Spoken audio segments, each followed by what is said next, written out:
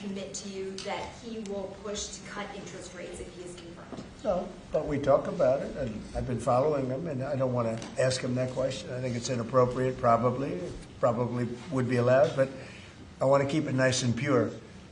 But he certainly wants to cut rates. I've been watching him for a long time. Did you have any concerns about his hawkish history of pushing for rate hikes? He's going to want to do the same thing. I think that, yeah, I've had times when I think you've had to really have rate hikes too.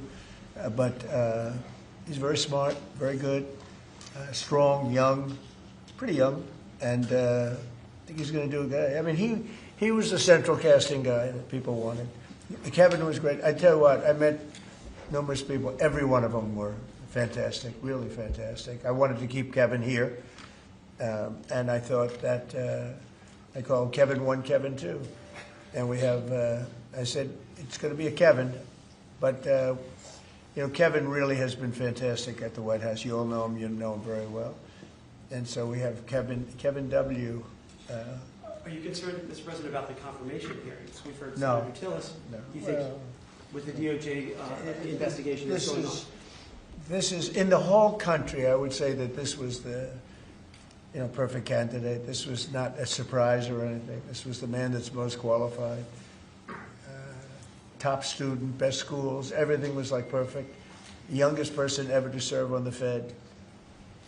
Got the whole package. Looks don't mean anything, but he's got the look, right? Roger, looks don't mean anything, but if they have the look, it's okay. But he's got the whole package, and I think he's going to do a great job, and he loves the country.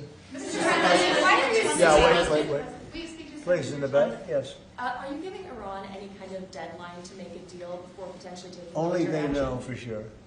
Have you communicated that to them Yeah, directly? I have. Mr. President, do you have a timeline for when you're going to pull back potentially the federal presence there? No, we'll see how it all works out. They have to float someplace. They might as well float near Iran. But it's a rough situation going on. So I stopped 837 people, as you know, last week from being hung. They were going to hang 830. It was all set. And I mean, I'm looking at the people behind me. They say, "What kind of racing's a lot nicer than that?" They were going to hang 837 people, and I told them, if you do it, you're going to pay a price like nobody's ever paid before. They pulled back. I appreciated that. But a lot of people are being killed, so we'll see what happens. I can say this, they do want to make a deal. Mr. President, Virginia, actually. Virginia flipped the governors, and now they're looking at 50 proposals to increase taxes. What do you think about that? Well, I think it's terrible. I think a lot of people will leave Virginia. I saw that. Look, Glenn was a friend of mine, Glenn Youngkin, and worked so hard on cutting taxes. This woman came in, and in one swoop, she raised everything up higher than it ever was. I don't understand it. I mean, people voted for Democrat, but she came in and she raised, and I'll work with her like I work with everyone else, but she came into Virginia, raised everything to a point like taxes that nobody ever even heard of before. And I don't understand. How do people get elected with this kind of philosophy? This is only in the very modern age. I grew up and I've always heard politicians will cut taxes, will cut. Everybody screaming, we're going to cut taxes. I cut taxes. I gave you the biggest tax cut in the history of our country, in the great big beautiful bill. No tax on tips, no tax on Social Security, no tax on overtime. Interest deductions, Roger, when somebody buys a car, they can deduct the interest if they borrow money. That's the biggest thing in terms of the car business, right? American-made ones. Correct. So we have, I give tax cuts and they give tax increases. I don't know how they get elected. They get elected because they cheat. You want to know the truth? If they didn't cheat, they'd have no chance. They have horrible policy. Transgender for everyone. They have the little thing about open borders so that the world's prison population and mental hospitals can be emptied into our country. It's just a crazy... Men playing in women's sports. Roger, are you a fan of men playing in women's sports? Only as a bettor. You'd like to bet. You're not a big fan. I don't think so. I don't want to get him in trouble, but I think he joins in 99% of. They say it's an 80-20 issue. I think it's maybe 99. It's 99-1.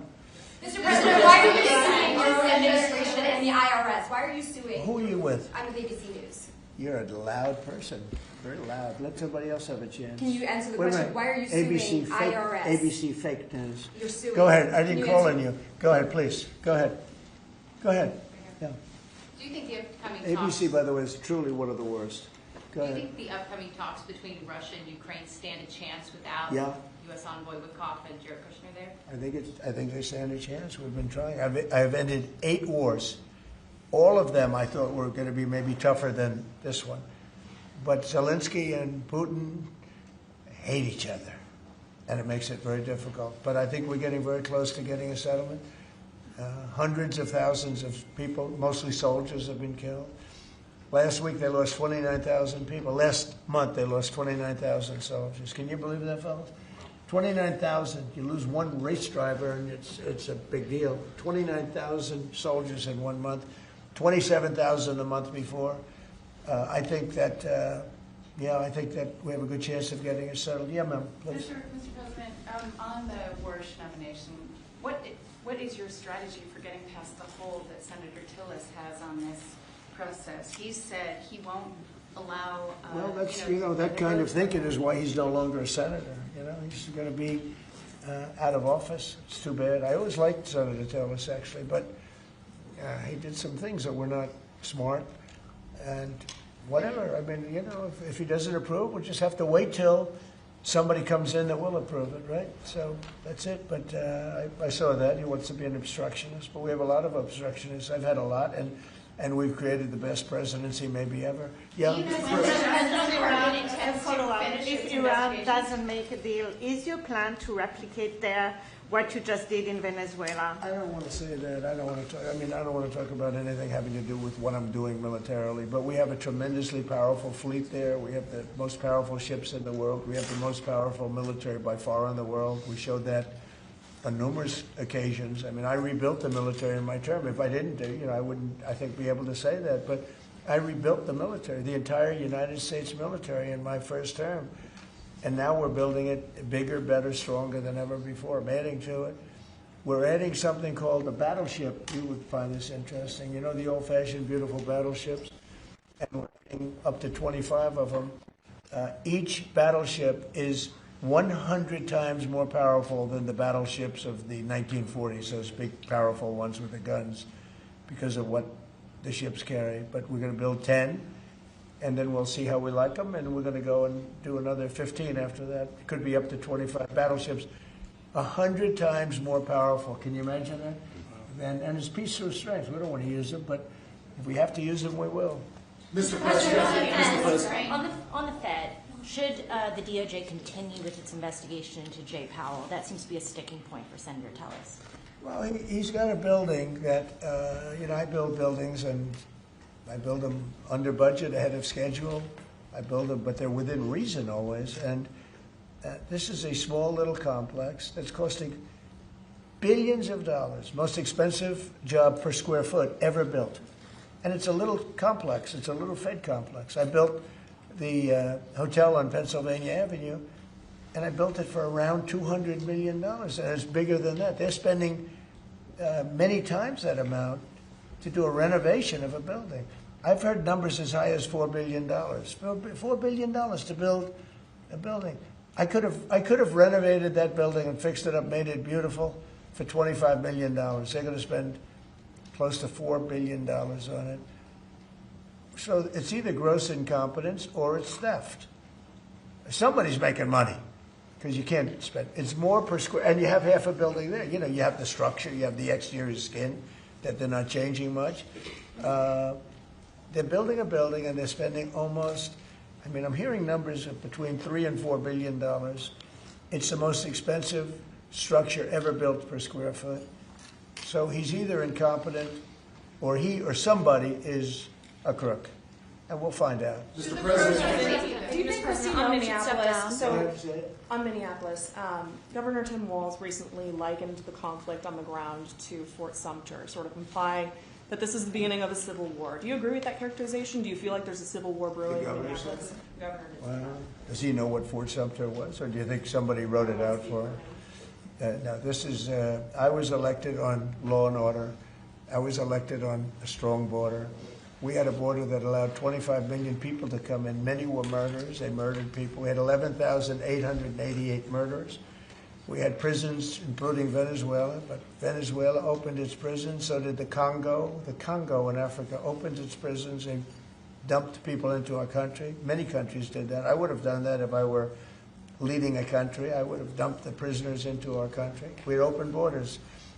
We had all these things. I was elected on law and order. I was elected on the economy. I was elected on a lot of reasons. Because when I took over, we inherited a mess. Prices were too high. Inflation was the highest it was in 48 years. I say ever, but the media always corrects me by saying it's only 48 years. I think 48 years almost sounds worse. But when I was elected to do a job. And one of the big things I was elected to do is law and order. We now have the lowest crime rate in the history of our country. We have the lowest murder rate in the history of our country. We have Washington, D.C., which was a dangerous place to walk, is now a totally safe city. You can walk with your husband or your wife. You can walk with your children right down the middle of the city. Nothing's going to happen. We did a great job.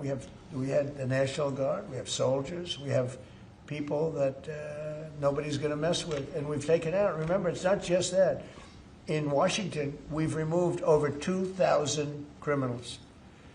And, you know, if you look at the numbers, a very small percentage of your population, 2%, 3% of your population causes 90% of the crime. So when you move a small, it's amazing how that works. But the criminals go over and over and over again. So 2 to 3% of your population can cause over 90% of your crime. So it's not that complex. We moved 2,000 people out of Washington. We brought them back to their countries where they came from. They came through open borders by Sleepy Joe Biden. And I will tell you, Washington is safe. If you look at New Orleans, as you know, we went there about 4 weeks ago. I was with the mayor of New Orleans last night. He was at the premiere, and she was at the premiere. She was great. I believe she's a Democrat. She came over. She thanked me so much. She said crime is down more than 50% in just a few weeks.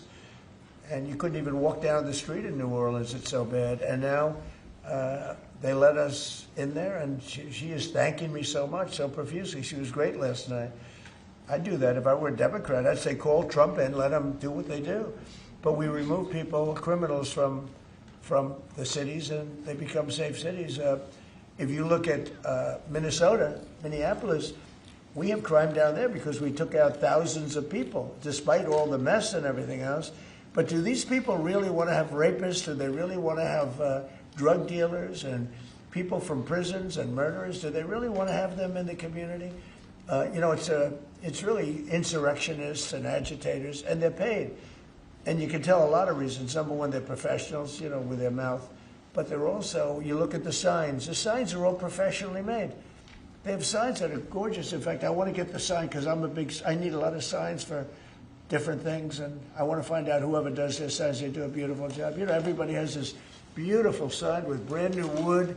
It's like leather panels. They have a leather handle on the bottom. These are not people these are people that are handed signs, and we know pretty much, we're getting very close to it, but we know pretty much who's funding this stuff. These are paid insurrectionists, paid troublemakers. But I was elected by a landslide. I won every swing state. I won the popular vote by a lot. I won everything. I won everything. And I was elected by a landslide on law and order and on strong borders. We had a border that was so bad, so open, where 25 million people came in over a period of 4 years, and now nobody comes in. Nobody even tries to come in. And I can only say, I think we'll say it very plainly, elections have consequences. The people want law and order. And we have a silent majority. You know, we have a silent majority of people. They don't go and riot and everything else, but they like what we're doing. They like having a safe city. I get calls every single day. Every person I see working in the White House, people I don't know, many people work here, and they say, I'd like to thank you, sir. Why? You've made Washington so great. We walk to work. They walk to work. You people know it very well. You walk to work now. You used to take an Uber or a taxi or something, and you even felt like in danger there.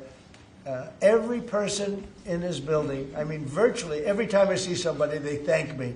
because a year and a half ago they lived in hell, and now they can walk to work, and they're totally safe. Nothing's going to happen. And if anything did happen, the person that did it would be living in hell for a long period of time. Thank you very much, everybody. Thank you, our reporters. You guys keep moving on. Thank you very much. Thank you, press. Thank you, press. Thank you. Keep moving, guys. Thank you. Thank you, guys. Thank you, guys. Keep moving.